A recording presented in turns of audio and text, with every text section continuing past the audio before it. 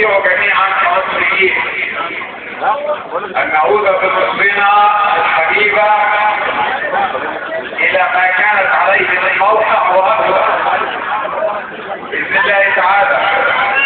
لو ربنا سبحانه أراد لنا التوفيق في هذه المرحلة، أراد لي شخصيا ولمن معي من الرجال أن نكون في موقف المسؤولية، نعرف سويا مع هذه الشواهد الفتية التي أراها أمامي وهذه العيون القوية التي تحمل كل الأسرار، نستطيع تماما أن نضع مصر الحبيبة في الموقع الذي نتمناه لها. وبصراحة